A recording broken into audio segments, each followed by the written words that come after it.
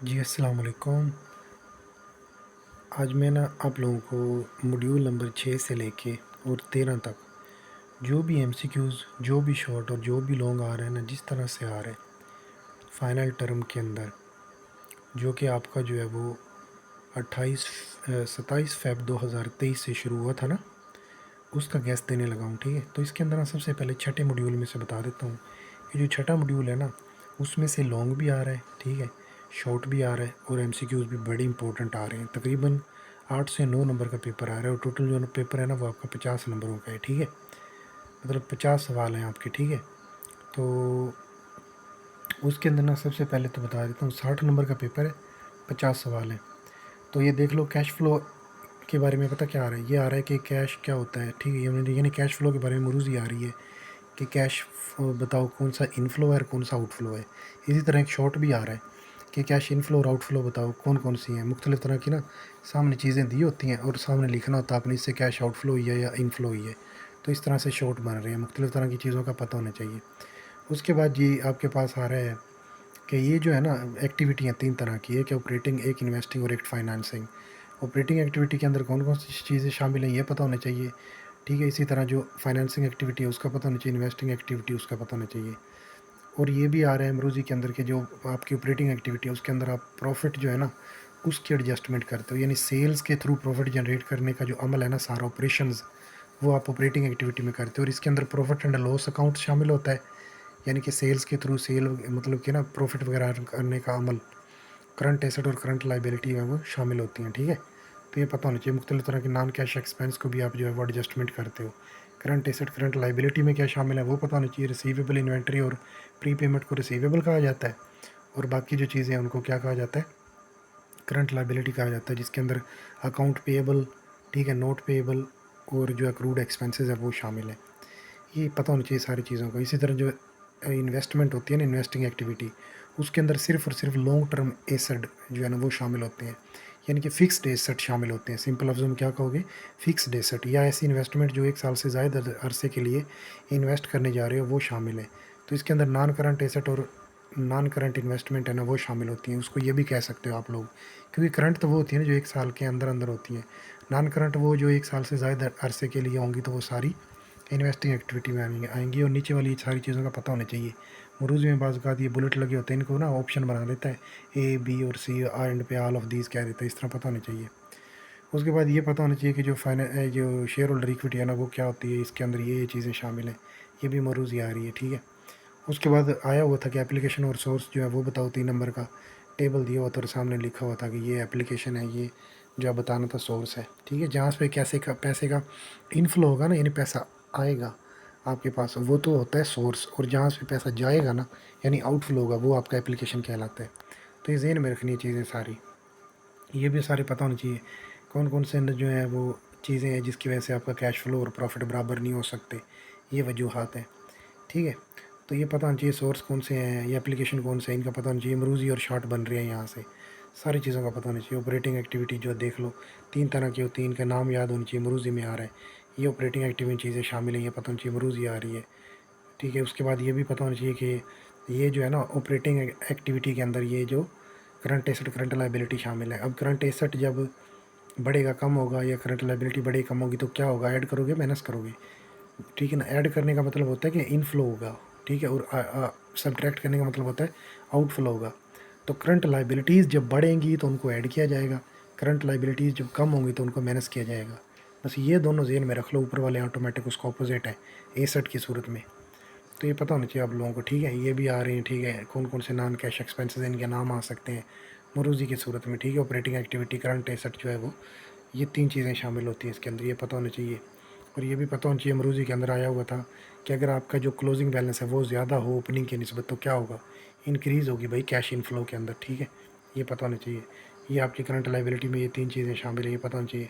Short financing है ना, जो शॉर्ट टर्म फाइनेंसिंग, वो आप इधर नहीं डील करते, वो आप डील करते हो फाइनेंसिंग एक्टिविटी में। ठीक है, ये तो ऑपरेटिंग एक्टिविटी के अंदर ये देख लो मुख्तलिफ़ तरह के एग्जाम्पल। इस तरह आया हुआ एक लॉन्ग क्वेश्चन, कैसे भला, यहाँ पे ना मुख्तलिफ़ तरह की यहाँ पे दी हुई हैं रकमें। ठीक है, मुख्तलिफ़ तरह के कैश इनफ्लो और आउटफ्लो हुए हैं, लेकिन यहाँ पे उसने ब्रैकेट श्रैकेट कोई नहीं लगाई हुई, सादा यूँ ही रकमें लिखी हुई हैं बस। आप लोगों ने उसमें से जो आउटफ्लो है उसको ब्रैकेट लगा देनी है, जो इनफ्लो है यानी पैसा आया उसको सिंपल छोड़ देना है, बाद में जो है ना वो उनको जमा माइनस कर देना है, जो अमाउंट आएगी उसको नीचे लिख देना है। और ये भी याद रखना है कि ये जो ब्रैकेट लगी हुई है इसको माइनस का तस्वर किया जाता है, माइनस को शो करती है, और जो वैसे लिखी हुई है यानी पॉजिटिव को शो करती है। तो पहले सारी पॉजिटिव को ऐड करके माइनस वाली जितनी टोटल बन रही है उनको माइनस कर दो। तो इस तरह एक लॉन्ग आया हुआ है, ठीक है। किसी भी एक्टिविटी का हो सकता है वो, चाहे वो इन्वेस्टिंग का हो, ठीक है, यानी इसका टेबल हो, ये पता होना चाहिए आपको इन्वेस्टिंग एक्टिविटी में क्या क्या चीज़ें शामिल हैं, ठीक है, ये पता होना चाहिए। और कैश फ्लो होगा, इनफ्लो या आउटफ्लो किससे होगा ये पता होना चाहिए, ठीक है। कम ये जो है ना कम्युलेटिव डिप्रिसिएशन, इसका भी तस्वर पता होना चाहिए आप लोगों को। पहले लेक्चर बना चुका हूँ, वो देख के इनकी डिटेल समझ सकते हो अगर ना समझ आ रही हो। तो जब भी जो कम्युलेटिव डिप्रिसिएशन है ना उसमें इजाफा होगा तो उससे कैश आउटफ्लो होगा, ये याद रखना, और ये इन्वेस्टिंग एक्टिविटी का पार्ट है। उसके बाद ये पता होना चाहिए मुख्तलिफ तरह की चीज़ें जो है ना ये शामिल होते हैं। ये भी याद रखना है कि लॉन्ग टर्म डेट का यानी बॉन्ड जो होते हैं दूसरी कंपनियों के, उनको ख़रीदना या उनको सेल करना जो है ना वो इन्वेस्टिंग एक्टिविटी का हिस्सा है, ये याद रखना है। इस तरह आया हुआ है, सेम टू सेम यही चीज़ आई हुई है कि जो लैंड परचेज़ करना, बिल्डिंग परचेज़ करना, सेल करना, इक्विपमेंट्स को, व्हीकल गाड़ियों को सेल करना, ये सारी चीज़ें जो है आपकी इसमें शामिल होती हैं, ठीक है। तो ये पता होना चाहिए आप लोगों को।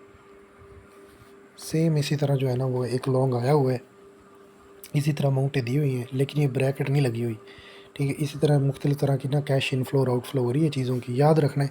जब भी पैसा जाएगा ना आपने तसव्वुर करना है, फॉर एग्जांपल लिखा हुआ है कि परचेज़ है, यार जब कोई चीज़ परचेज़ की जाती है तो पैसा जाता है तो आउटफ्लो होती है उससे, ठीक है। तो उसको ब्रैकेट में लिखोगे आप, मैंने तसव्वुर करोगे।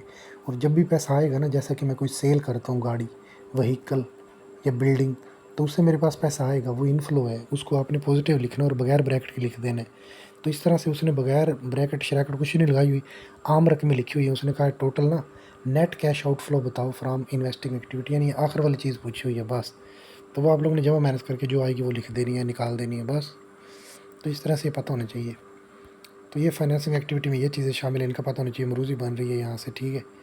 और ये भी आ सकता है एडिशनल कैपिटल शेयर किस एक्टिविटी का हिस्सा है, और ये क्या क्या है। जब एडिशनल कैपिटल होता है ना उससे आपका कैश इनफ्लो होता है, ठीक है, यानी आप शेयर इशू करते हो प्रीमियम, और वो फाइनेंसिंग एक्टिविटी का हिस्सा होता है, पता होना चाहिए। ट्रेजरी स्टॉक किसका हिस्सा है ये भी पता होना चाहिए। इससे क्या होता है जी, अगर ट्रेजरी स्टॉक खरीदोगे तो कैश आउटफ्लो होगी, अगर बाय करोगे मतलब सेल करोगे तो इनफ्लो होगी, पता होना चाहिए। रिटेन अर्निंग जो है वो इसका हिस्सा नहीं है, वो ऑपरेटिंग एक्टिविटी का हिस्सा है, पता होना चाहिए। ये भी सारी चीज़ों का पता होना चाहिए, मरूज़ी में आ रही हैं ये चीज़ें सारी, ठीक है। उसके बाद ये जो चीज़ें देख लेना है, ये भी डिविडेंड पे किया जाता है, ये किसका हिस्सा है भला, फाइनेंसिंग का, बस ये याद रखना है। तो ये भी इस तरह कैलकुलेशन का पता होना चाहिए, पहले एक्सप्लेन में वीडियो बना चुका हूँ सारी, वो देख लो। बाकी डायरेक्ट मेथड के बारे में कोई नहीं आ रहा कुछ भी, ठीक है, इधर तक ही बस, वो पीछे वाले इंपॉर्टेंट थे सारे। अब हम चलते हैं मॉड्यूल नंबर 8 पे। 8 के अंदर ये आ रहा है कि रिस्क एंड रिटर्न में ना ये डिविडेंड वगैरह इंटरेस्ट वगैरह इनका तो पता होना चाहिए ना आपको, ये 3 चीज़ें शामिल होती हैं, रिटर्न का पार्ट है। ये पता होना चाहिए कि रिस्क क्या होता है जी, उधर आया हुआ है। एक्सपेक्टेड रिटर्न किसको कहा जाता है, मीन को। डेविएशन ऑफ फॉर मीन किसको कहा जाता है, स्टैंडर्ड डेविएशन को कहा जाता है। और इसी को रिस्क कहा जाता है, याद रखना है। डेविएशन फॉर मीन किसको कहा जाता है, रिस्क को, और उसको स्टैंडर्ड डेविएशन भी कहते हैं। और risk and return are proportional, ये भी मरूज़ी आई हुई है कि प्रोपोर्शनल होता है, इन प्रोपोर्शनल नो इफेक्ट या ऑल ऑफ दिस, इस तरह से आया हुआ है। तो ये भी पता होना चाहिए, रिस्क एंड रिटर्न प्रोपोर्शनल होते हैं, यानी जितना ज़्यादा रिस्क होगा उतना ही ज़्यादा रिटर्न होगा, या यूँ कह लो जितना ज़्यादा रिटर्न होगा उतना ही रिस्क भी ज़्यादा होगा। तो ये पता होना चाहिए। सिस्टमेटिक इन सिस्टमेटिक, ये खसूसियात याद होनी चाहिए, ठीक है। शॉर्ट भी आया हुआ है एक 3 नंबर का, ठीक है। और जो है वो मतलब दिया होता है सामने, बताओ इनमें से कौन सा जो है वो मार्केट रिस्क है, कौन सा सिस्टमेटिक या इनसिस्टमेटिक, ये कौन सा बताओ, कौन सा है अनसिस्टमेटिक और सिस्टमेटिक, वो बताना होता है बाज़ औक़ात। तो ये भी आप लोगों को पता होना चाहिए, ठीक है। उसके बाद जो है वो हमारे पास इनकी सारी ज़बानी याद होनी चाहिए, ये भी पता होना चाहिए। अवॉइडेबल होता है ये, ठीक है, जो अनसिस्टमेटिक होता है। डाइवर्सिबल इसको कहा जाता है, और कंट्रोलेबल भी होता है। उसके बाद इंडिविजुअल स्टॉक जो है ना उसका रिस्क कैसे मालूम किया जाता है, ये पता होना चाहिए आप लोगों को, ठीक है। इसके अंदर मीन होती है, कि वेरिएंस होती है, और स्टैंडर्ड डेविएशन होती है। इसकी मैं एक्सप्लेन अपने लेक्चर में कर चुका हूँ। ये फार्मूले जो है ना इसमें से एक कैलकुलेशन वाला आ रहा है, ठीक है। तो ये पता होना चाहिए आप लोगों को। मीन निकालना होता है, बाद का वेरिएंस निकालना होता है, या वो ऊपर वाली दोनों चीज़ें दी होती हैं, मीन भी दिया होता है, वेरिएंस दिया होता है, तो वो कहते हैं स्टैंडर्ड डेविएशन निकालना होता है। ये सारी चीज़ों का पता होना चाहिए आप लोगों को। फार्मूला आ रहा है 3 नंबर का जो है वो शॉर्ट आ रहा है इधर से, ये पता होना चाहिए आप लोगों को सारी चीज़ों का। ये आ रहा है बिल्कुल मेरा इसी तरह आया हुआ था, रिटर्न दिया हुआ था, प्रोबेबिलिटी दी हुई थी, मुझे कहा गया था कि ना हम ये एवरेज निकाल लो मीन, मैंने सारों को इसी तरह ज़रूर दे के आखिर में उनका मजमूआ जो है ना वो निकाल दिया, तो एवरेज आ गई। समझ आ रही है? तो पता होनी चाहिए, प्रोबेबिलिटी भी दी होगी आप लोगों को, इनके फार्मूलों का पता होना चाहिए आप लोगों को, ठीक है। कोएफिशिएंट ऑफ वेरिएंस CV का पता होना चाहिए, ये मेजर ऑफ रिलेटिव डिस्पर्शन कहलाता है, मरूजी आई हुई है बहुत इंपॉर्टेंट। CV का पता होना चाहिए, इसका फार्मूला पता होना चाहिए, ये CV निकालने का जो डिसीजन क्राइटेरिया है वो पता होना चाहिए आप लोगों को, ठीक है। तो इम्पोर्टेंट है, ये भी आया हुआ है बिल्कुल, ये भी दोनों चीज़ें, ये भी, ये क्या होता है इसके बारे में, सारों के बारे में ना आप लोगों को ये याद कर लो, मैंने पहले लेक्चर बना चुका हूँ।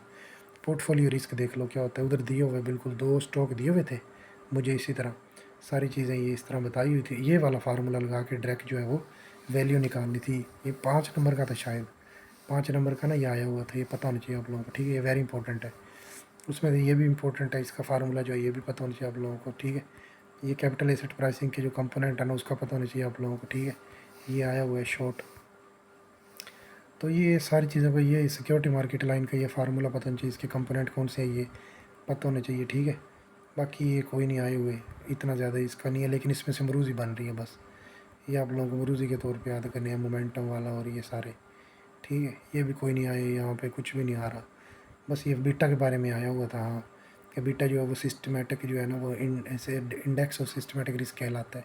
इसकी 3 वैल्यू होती है, इनका डिसीजन क्राइटेरिया और इनका जो है ना वो पता होना चाहिए आप लोगों को, ठीक है। ये फार्मूला आया हुआ है, मतलब गैस इंपॉर्टेंट है, ठीक है जी। उसके बाद जो है वो ये भी आया हुआ है बिल्कुल, कि जो बीटा है ना वो आपने कैसे निकालना होता है, बीटा ज़रा परसेंटेज ऑफ इन्वेस्टमेंट के बराबर होता है।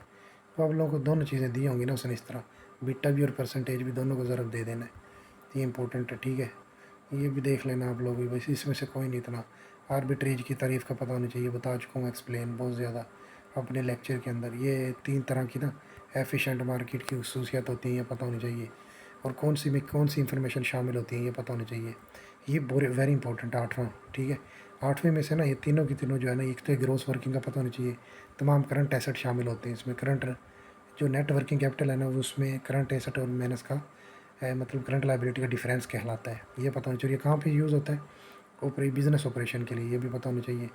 ये मुख्तलिफ तरह की चीज़ें शामिल हैं इसके अंदर कैपिटल वर्किंग में, ये भी पता होना चाहिए आप लोगों को। ये जो है ना आगे अब अप्रोच है, ये 2 तरह की चीज़ों पे डिपेंड करती है, nature of requirement, type of financing, बड़े डिटेल के अंदर लेक्चर बना चुका हूँ, सुन लेने हैं। तीनों की तीनों वेरी इंपॉर्टेंट है ये, इसमें से बहुत ज़्यादा शॉर्ट और जो है शॉर्ट भी आ रहा है, ठीक है। उसके बाद जो इसमें से एक ये 3-4 तकरीबन मरूजियाँ भी बन रही हैं मुख्तलिफ तरह से, ठीक है। ये पता होना चाहिए आप लोगों को, ये इंपॉर्टेंट है इसके अंदर, बस तीनों की तीनों अप्रोचें जो है ना उनका अच्छे से पता होना चाहिए, किस में ज़्यादा प्रॉफिट हो रहा है किस में नहीं। इसमें से मरूजी आ रही है, इसमें से रेटिंग में से, मतलब वो जो पीछे वाला है ना उसको शॉर्ट, और जो तीनों जो मतलब बताई हैं मैंने अप्रोचें, उन तीनों अप्रोच को आपने शॉर्ट वाइज और MCQs वाइज अच्छे से कर लेना, और बाकी चीज़ें हैं ना जो इनको सिर्फ MCQs वाइज गो थ्रू कर लेना, पढ़ लेना। ये फार्मूले तो आपको ज़ुबानी याद होने चाहिए ना, ठीक है। अपॉर्चुनिटी कॉस्ट क्या होती है इसके बारे में MCQs आया हुआ था, बाकी इसके बारे में जो है ना वो कोई नहीं आया हुआ, ये टॉपिक इनके बारे में नहीं आया हुआ, कोई भी नहीं आ रहा, ठीक है। तो ये बस आप लोगों को इतना जो है ना वो पता होना चाहिए, पीछे वाले जो सारे बताए हैं इनका असर क्या होता है ये बस पता होना चाहिए थोड़ा बहुत। ये इन्वेंट्री के बिल्कुल पता होना चाहिए, वेरी इंपॉर्टेंट, इसमें से शॉर्ट भी आ रहा है, ये भी पता होना चाहिए आप लोगों को, ठीक है।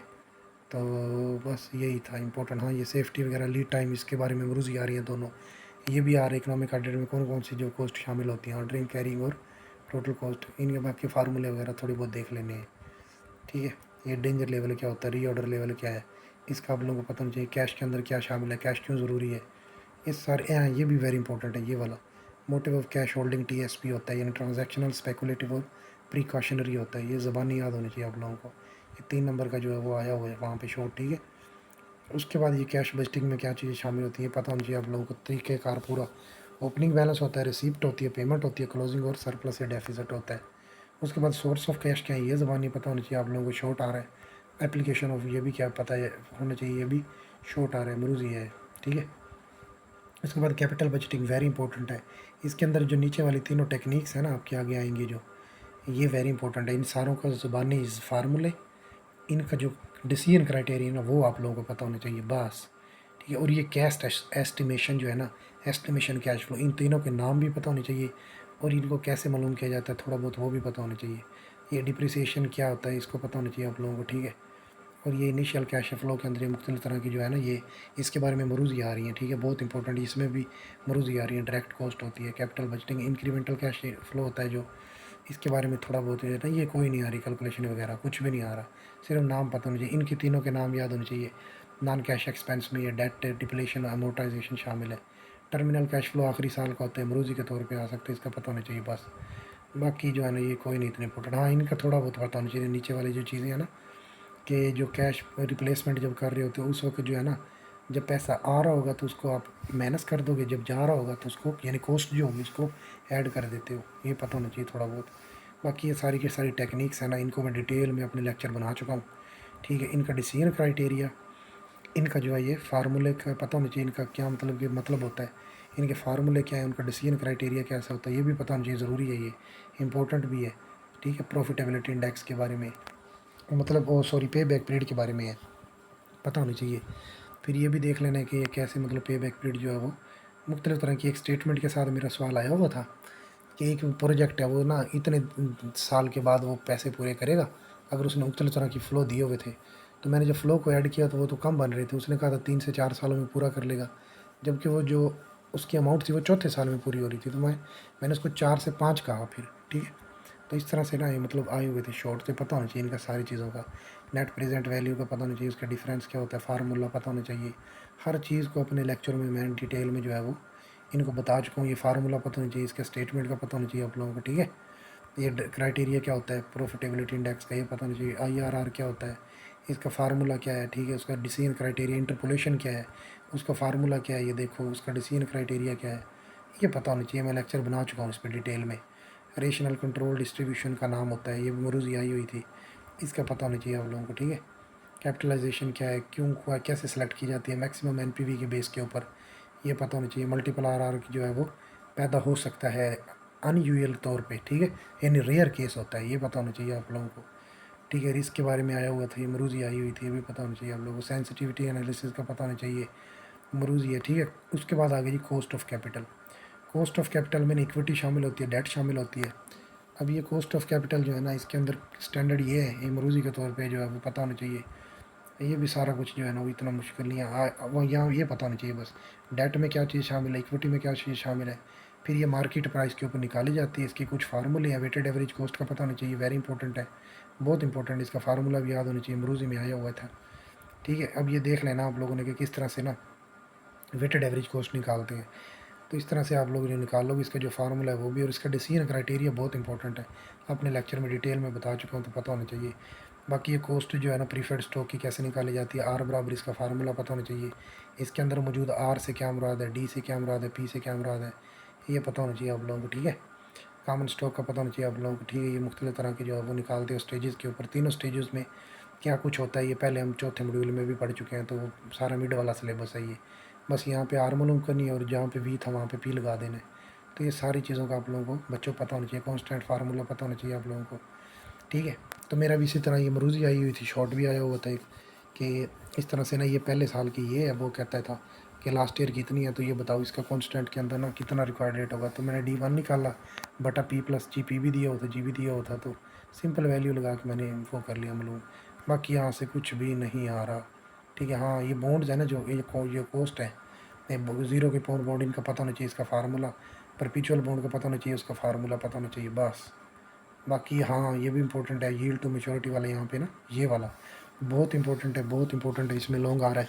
सी से मुराद है क्यूपोन रेट, या इसको क्यूपोन पेमेंट भी आ सकती है यहाँ पे, ठीक है।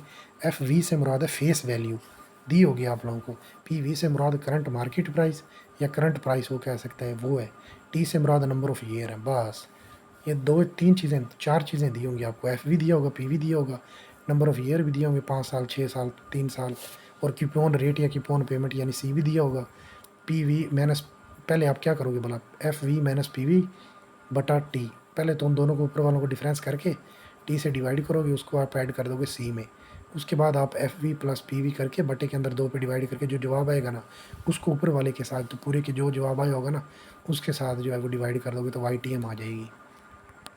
ये पता होना चाहिए आप लोगों को। कॉस्ट ऑफ इक्विटी के अंदर कैपएम के लिए इसका फार्मूला ये पता होना चाहिए, बस फार्मूले याद कर लेना, बस जो बता रहा हूँ। इकोनॉमिक वैल्यू एडेड जो है ना, इसके बारे में कोई नहीं आया हुआ कुछ भी, ठीक है। बाकी आ गया अब कैपिटल स्ट्रक्चर के बारे में। कैपिटल स्ट्रक्चर क्या कहता है बच्चों, उसने पूछा हुआ था कि बताओ फाइनेंशियल लिवरेज जो है वो किस वजह से पैदा होती है, डेट की वजह से होती है, ठीक है। तो mix of debt and capital, ये सारी चीज़ों का पता होना चाहिए आप लोगों को वैसे, ठीक है। सारी वही चीज़ें हैं जो पहले बार बार रिपीट हो रही है। गोल ऑफ फिल्म क्या होता है जी, ये बस कोई नहीं इतना आया हुआ इसमें से ज़्यादा, ठीक है। ये भी कोई नहीं आया हुआ था इतना। कैपिटलाइजेशन रेट के बारे में आ सकता है मरूजी। उसके बाद ये थ्योरी है ना 3 इसकी, एक है कैपिटल स्ट्रक्चर की थ्योरियाँ, एक जो है वो डिविडेंड की थ्योरी, और एक जो है वो लेवरेज वगैरह की भी कुछ है। 3 थ्योरियाँ है ना, तीनों की तीनों मैं जो है ना इसकी वीडियो मतलब कि ना मेरे ग्रुप में शेयर कर चुका हूँ, ठीक है। मेरे चैनल के ऊपर इसके लेक्चर मौजूद है, वहाँ से देख के उनको समझ लेना है। थ्योरी नहीं समझोगे जब तक, तब तक समझ नहीं आएगी इन सारे मॉड्यूलों की। कौन सा भला, 11वां 12वां और 13वां, बल्कि 10वां है शायद, 10वें से शुरू हो रही है ना वो थ्योरियाँ। 11वां 12वां और 13वां की 3 में है। एक कैपिटल स्ट्रक्चर है, एक जो है वो लिवरेज के बारे में है अकेला, एक है ऑपरेटिंग एंड फाइनेंशियल और डिविडेंड पॉलिसी के बारे में। 3 थ्योरी हैं, ये पता होनी चाहिए आप लोगों को। तो ये थ्योरी भी आपको आती हैं भाई, वहाँ पे बिल्कुल आई हुई है। रेलेवेंस थ्योरी किसको कहते हैं, इरेलेवेंस कौन सी है, मिलर एंड मोडिग्लानी बाज़ का पूछ लेता है कौन सी थ्योरी है, रेलेवेंस इरेलेवेंस या नन ऑफ दीज, इस तरह से मुख्तलिफ तरह से ना वो दे सकता है आप लोगों को। तो ऑप्टिमल कैपिटल स्ट्रक्चर का पता होना चाहिए क्या है ये आपको, ठीक है। लेक्चर बना चुका हूँ बड़ी डिटेल के अंदर, तो ये भी सारी चीज़ों का पता होना चाहिए। बाकी ये देख लें, रिटर्न ऑन इक्विटी के अंदर आप उसने दिया होता है प्रॉफिट आफ्टर टैक्स, और इक्विटी दी होती है टोटल। पूछ लेते हैं रिटर्न ऑन इक्विटी क्या होगा बताओ, तो ये इसका फार्मूला पता होना चाहिए। बाकी ये सारे के सारे ना थ्योरियों का पता होना चाहिए बस। बाकी इसमें से कोई नहीं इतना ज़्यादा इंपॉर्टेंट जो है ना, कोई नहीं आ रहा। बस आप लोगों को एग्जप्शन थोड़े बहुत पता होने चाहिए, ठीक है। सारों में तकरीबन सेम ही एग्जप्शन है, बस भाई मतलब टैक्स जो है ना वो कोई नहीं लगता, ठीक है। रिस्क जो है वो आपका ज़ीरो रहेगा, परफेक्ट मार्केट होगी, वैल्यू जो है ना वो आपकी फ़िल्म की मार्केट कैपिटलाइज पे डिपेंड करेगी। इस तरह से कुछ जो दी हुई ये पाई पूछ रहा था वो, कि ये जो है ना वो किस में शामिल होता है, और इसके अंदर डज नॉट चेंज का जिक्र है यहाँ पे। Total value change, does not change या रिमेन सेम, इस तरह आया हुआ था मेरा एमसीक्यू। नीचे वाली स्टेटमेंट को थोड़ा सा चेंज किया था, तो ये डज नॉट चेंज होता है, पता होना चाहिए आप लोगों को। नेट ऑपरेटिंग इनकम अप्रोच कौन सी है, किस तरह की है, सारे डिटेल में लेक्चर बना चुका हूँ। मेरी वीडियो जो है वो channel virtual outros, VIRTUAL space OUTROS, इस नाम से चैनल है। यूट्यूब पे सर्च करके आप लोग लेक्चर ले सकते हो, हर चीज़ को मैंने डिटेल में एक्सप्लेन किया हुआ है। ये आर्बिट्रेज थ्योरी है मिलर एंड मोडिग्लानी की, इसका पता होना चाहिए आप लोगों को, ठीक है। तो ये बस मरूजी इसमें से ना थ्योरी के ऊपर आ रही है, ये मार्केट के बारे में इंपॉर्टेंट है। इसके बारे में लॉन्ग भी आया हुआ है, शॉर्ट भी आते हैं ये वाली, इनका पता होना चाहिए। जनरल एजप्शन कौन से थे, मिलर एंड मोडिग्लानी की, इसका जुगाड़ है याद करने का। फिन प्रिया के नाम से कोड याद कर लो, ये सारी चीज़ें आपको ज़बानी याद हो जाएंगी इजीली। बाकी परफेक्ट मार्केट क्या होती है, इम्परफेक्ट क्या है, वो पता होना चाहिए आप लोगों को, ठीक है। उसके एजप्शन वगैरह का तो बस यही इंपॉर्टेंट है इसमें से। बाकी टैक्स वगैरह जो है ना ये आम सी चीज़ें हैं, बस ये इतना कोई नहीं आया हुआ इसके बारे में कुछ भी। फिर है लिवरेज। लिवरेज क्या होता है, 2 तरह की, एक ऑपरेटिंग होता है, एक जो है फाइनेंसिंग होता है। इसके बारे में डिटेल में लेक्चर बना चुका हूँ, पता होना चाहिए आप लोगों को। लिवरेज जो है ना is due to debt, equity, bond, इस तरह मुख्तलिफ तरह के दे देते हैं। जैसे ये चौथे पॉइंट, तीसरे पॉइंट को मैं पढ़ रहा हूँ कि leverage is due to debt, debt की वजह से होता है। यहाँ पे डेट की जगह पे ना वो लिख देगा leverage is due to equity, preferred share, debt, या कोई और लगा देगा नाम। तो आप लोगों ने जहन में रखना डेट की वजह से होता है, ठीक है। तो इस तरह से ये चीज़ों का ना पता होना चाहिए। ये डज नॉट चेंज, ये वेरी इंपॉर्टेंट है दोनों, फिक्स कॉस्ट और ये जो है वो वेरिएबल कॉस्ट, इसके बारे में मरूजी बन रही है, ठीक है। कंट्रीब्यूशन मार्जिन का इसके फार्मूला पता होना चाहिए, वहाँ पे आया हुआ था, ठीक है। बाकी ये रेशो शेशो है ना इसके बारे में छोटे मोटे ये आया हुआ था बिल्कुल। ब्रेक इवन पॉइंट के बारे में कि सेल्फ सस्टेनेबिलिटी ABC ऑप्शन दिए हुए थे इस तरह से, ठीक है। ये वेरी इंपॉर्टेंट है, ये आया हुआ था फार्मूला। नीचे वाला ब्रेक इवन सेल के अंदर बताओ, फिक्स कॉस्ट ज़रब सेल बटा सेल माइनस वेरिएबल कॉस्ट, ये सेल के हिसाब से है, ठीक है। ब्रेक इवन पॉइंट जो है ना उसका पता होना चाहिए, इसके फार्मूले आपको ज़ुबानी पता होना चाहिए, ये यूनिट के अंदर है, ठीक है। कॉस्ट एंड प्रॉफिट वैल्यू जो है वो इसका पता होना चाहिए आप लोगों को, ठीक है। ये कोई नहीं आया हुआ, इसको छोड़ दो बस, ये नहीं करना। उसके बाद ये आया हुआ था वेरी इंपॉर्टेंट, इसके बारे में MCQs भी आए हुए हैं वो, तो इसको पता होना चाहिए कि वो कह रहे थे प्रॉफिट इक्वेशन के अंदर क्या चीज़ इन्वॉल्व नहीं है। इसमें R भी होता है, TV भी होता है, FC भी होता है, P भी होता है, लेकिन वो नहीं होता वेरिएबल कॉस्ट का अकेला नहीं होता, बल्कि टोटल वेरिएबल होता है। इस तरह से कुछ दिया हुआ था, पता होना चाहिए, ठीक है। ये भी पता होना चाहिए आप लोगों को। SP शामिल होता है, PUVC शामिल होता है, FC, PUV से मुराद ये नीचे वाली चीज़ें वेयर जहाँ पे लिखी हुई है ना, इनका पता होना चाहिए आप लोगों को। MCQs आया हुआ था इसके बारे में, ठीक है। उसके बाद ये ऑपरेटिंग लेवरेज, उसके फार्मूले वेरी वेरी इंपॉर्टेंट है, इसके बारे में आप लोगों को एक एक चीज़ का पता होना चाहिए। ये सारे ये ज़बानी याद करो इसके बारे में ना आपको शॉर्ट आएगा, लॉन्ग भी आएगा, बल्कि लॉन्ग है, हाँ लॉन्ग आएगा 5 नंबर का ना, ये पता होना चाहिए आप लोगों को 5 नंबर का लॉन्ग आ रहा है, ठीक है। तो ये फार्मूले भाई ज़ुबानी याद कर लो, ठीक है।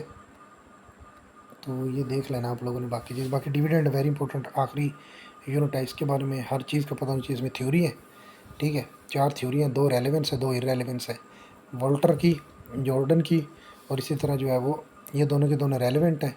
और जो इरेलेवेंस है वो मिलर एंड मोडिग्लानी और पैसिव जो है ना रेजिड्यूल की है वो पता होनी चाहिए। इनके बारे में ये सारी चीज़ें मतलब 13वें को ना आप लोगों ने थ्योरीज़ को अच्छे से देखना है, लॉन्ग वाइज, शॉर्ट वाइज और MCQs वाइज। और बाकी जितनी भी चीज़ें हैं ना उनको MCQs वाइज एक बार ज़रूर गो थ्रू कर लेना है, समझ आ रही है। बाकी जो है ना वो टेबल की सूरत में इसके बारे में आ रहे हैं शॉर्ट, कि टेबल बना होता है, ठीक है, सामने चीज़ें दी होती हैं, बताओ ये किस से बिलोंग करता है, बस इस तरह से मतलब चीज़ें लिखी होती हैं। अब मैं इसको ना ज़रा वाइंड अप कर देता हूँ सारे को। एक तो ये चीज़ें जो मैंने बताई हैं 13वें में से वो आपने ज़बानी याद कर लेनी है, ठीक है। पैसिव रेजिड्यूल जो है वो किसकी एग्जांपल है, यह है वो अमरूजी, ये इररेलेवेंस है, ठीक है ना, इररेलेवेंस ऑफ डिविडेंड है पैसिव, ठीक है। तो ये पता होना चाहिए आप लोगों को। एक्टिव डिविडेंड क्या होता है इसके बारे में पता होना चाहिए। पे आउट क्या है, उसके छोटे छोटे फार्मूले हैं, इसके बारे में MCQs आ रहे हैं। डिविडेंड क्यों पे किया जाता है ये पता होना चाहिए, क्यों नहीं पे किया जाता ये पता होना चाहिए आप लोगों को, ठीक है। तो ये सारी चीज़ें, डिविडेंड की टाइप कौन सी है ये पता होना चाहिए आप लोगों को, ठीक है। मतलब छोटी छोटी चीज़ें हैं, इनको एज ना, हाँ ये भी वेरी इंपॉर्टेंट है, स्प्लिट और ये रिवर्स दोनों इंपॉर्टेंट है, शॉर्ट वाइज और लॉन्ग वाइज, और ये MCQs वाइज तो आते ही है। तो ये चीज़ों को छोटे छोटे पता होना चाहिए। ट्रेरी स्टॉक क्या है ये कंसेप्ट पता होना चाहिए, रिटेंशन रेशो क्या है, ठीक है, इसका फार्मूला वेरी इंपॉर्टेंट है ये पता होना चाहिए आप लोगों को। इन्वेस्टमेंट क्या होती है, उसका क्या वजह है, अपॉर्चुनिटी क्या होती है, बस ये छोटी छोटी चीज़ें इनका पता होना चाहिए आप लोगों को, ठीक है। ये बाकी कोई नहीं आता इसमें से लॉन्ग इतने, बस वो शॉर्ट आ रहा है और अमरूजी आ रही है, ठीक है। और जो थ्योरी है वो तो आप लोगों ने करनी है, ये वेरी इंपॉर्टेंट है। लॉन्ग आ रहा है इसके बारे में, शॉर्ट आ रहा है बल्कि, हाँ शॉर्ट ये भी इंपॉर्टेंट है, बस आ तो नहीं रहा लेकिन पीछे वाला टॉपिक ये बताया ना मैंने, जो ये वाला ये आ तो नहीं रहा लेकिन फिर भी इसका पता होना चाहिए आप लोगों को फार्मूले का, ठीक है। बाकी ये जॉर्डन अप्रोच का अच्छे से पता होना चाहिए आप लोगों को, इसके अंदर काफ़ी चीज़ें शामिल हैं। ये ऑप्शन थोड़े बहुत देख लेना आप लोग कि अगर टेबल की सूरत में शॉर्ट आ भी जाए ना तो आप लोगों को पता होना चाहिए कि डिफरेंस ये होता है, ठीक है। मुख्तलिफ चीज़ें मिक्स करेगा वो, ये पता होना चाहिए आप लोगों को, ठीक है। ये भी बस थोड़ा बहुत देख लेना है। ये वेरी इंपॉर्टेंट है। सिग्नलिंग थ्योरी क्या है, बर्ड इन हैंड थ्योरी ये पता होना चाहिए। क्रिटिसिज्म क्या हुई थी, डिविडेंड या पैसिव रेजिड्यूल क्या होता है ये पता होना चाहिए थोड़ा बहुत आप लोगों को, ठीक है। यानी MCQs आ जाए तो आप लोग उसको जाने ना दो, छोट आ जाए तो आप लोग उसको अटैम्प्ट करो थोड़ा बहुत लाजमी। तो ये रेलेवेंस थ्योरी क्या होती है इसका पता होना चाहिए आप लोगों को, ठीक है। बस यही था इंपॉर्टेंट इसमें से, बाकी मेरा तो कोई नहीं आया था इससे आगे, बाकी कोई नहीं था इतना क्रिटिसिज्म ये वो कुछ भी नहीं आ रहा, ठीक है ना। हाँ ये इंपॉर्टेंट है, मिलर एंड मोडिग्लानी थ्योरी, इसका पता होना चाहिए आप लोगों को, ठीक है। ये इशू थे उसके अंदर, और बाकी ये जो था बता देता हूँ मैं दोबारा इसको नज़र कर देता हूँ वाइंड अप। देखो, module number 6, module number 8, module number 10, module number 11 और मॉड्यूल नंबर 13, ये हैं थ्योरी वाइज। इसमें से कैलकुलेशन वाला सवाल नहीं आता, इसमें से MCQs आएंगे, शॉर्ट आएंगे और लॉन्ग आएंगे। तकरीबन जो है ना 2 लॉन्ग इन्हीं में से, और तकरीबन 3 जो है वो 3 से 4 जो हैं वो शॉर्ट इन्हीं में से, और तकरीबन जो है ना वो 20 से 25 MCQs इन्हीं में से आएंगे, ठीक हो गया। उसके बाद जो है ना फिर रह जाता है 7वां, उसमें से कैलकुलेशन वाला आएगा, और मेरा रिस्क एंड रिटर्न के बारे में टॉपिक जो है ना उसके फार्मूले दिए हुए हैं उसके बारे में आया था।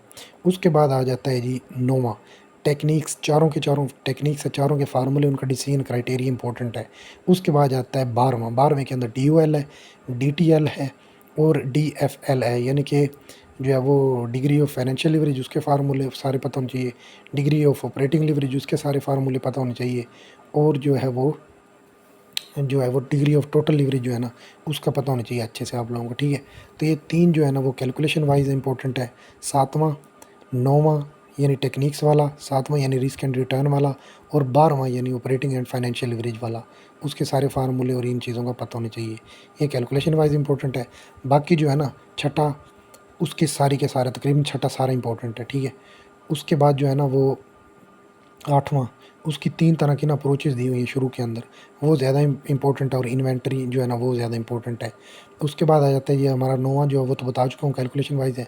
उसके बाद 10वां cost of capital, very important है। कैलकुलेशन जो है ना वो छोटे छोटे फार्मूले प्रीफर्ड का है, कॉस्ट ऑफ बॉन्ड्स वगैरह इस तरह की चीज़ें हैं ना वो आप लोगों को पता होनी चाहिए, ठीक है। तो वो इंपॉर्टेंट है, मतलब थोड़े बहुत फार्मूले हैं उसके अंदर 3-4 वो याद कर लो, बाकी प्रीफर्ड बॉन्ड वगैरह वो तो पता ही है आप लोगों को, सारे वही हैं जो मिड वाले सिलेबस में पढ़ चुके हैं हम, ठीक है। 4 तरह के बॉन्ड्स और 2 तरह की जो है वो मतलब कि वो शेयर होते हैं, एक प्रीफर्ड और एक कॉमन, और उसके फार्मूले वगैरह बस। उसके बाद आ गया जी 11वां जो है कैपिटल स्ट्रक्चर है। कैपिटल स्ट्रक्चर के अंदर पहली तो है थ्योरी, तीनों की तीनों थ्योरी पता होनी चाहिए आप लोगों को, रेलेवेंस और इररेलेवेंस। उसके अंदर मिलर एंड मोडिकुलानी की है, एक ट्रेडिशनल है और एक जो है वो नेट ऑपरेटिंग जो है ना अप्रोच की है, ठीक है, इस तरह से है। तो ये पता होनी चाहिए आप लोगों को, ठीक है, थ्योरीज़ के बारे में, ठीक है। वीडियो लेक्चर बना चुका हूँ, सुन लेना है, ठीक है। ये 10वां भी इंपॉर्टेंट है थोड़ा बहुत, बस थ्योरीज़ का पता होना चाहिए, बाकी चीज़ों को गो थ्रू कर लेना आपने, मतलब शॉर्ट वाइज और MCQs वाइज देख लेना है। उसके बाद आता है 11वां जो है ना वो है आपका ऑपरेटिंग लिवरेज क्या होता है, फाइनेंशियल लिवरेज क्या होता है। देखो फाइनेंशियल लिवरेज जो है ना उसके बारे में भी थ्योरी है, ठीक है। तो जो थ्योरी है ना वो आपको इंपॉर्टेंट पता होनी चाहिए सारी की सारी, बाकी एक बार MCQs वाइज गो थ्रू कर लेना है। उसके बाद 12वां बता चुका हूँ, वो कैलकुलेशन वाला है, उसके अंदर DOL DTL ये वो जो है ना वो सारे इंपॉर्टेंट इन टॉपिक जो है ना वो मतलब इसके फार्मूले का पता होना चाहिए आप लोगों को। बाकी 13वां जो है ना उसकी थ्योरीज़ है, थ्योरी सारी याद होनी चाहिए। उसके बाद बाकी जो है ना उसको आपने एज अ शॉर्ट वाइज और एक बार जो है वो अच्छे तरीके से MCQs वाइज उसको गो थ्रू कर लेना है। ये था पूरे का पूरा सिलेबस। बाकी नेक्स्ट जो है ना इंशाल्लाह बाद में हम मिलेंगे, तब तक के लिए मुझे इजाज़त दीजिए। अल्लाह हाफिज़।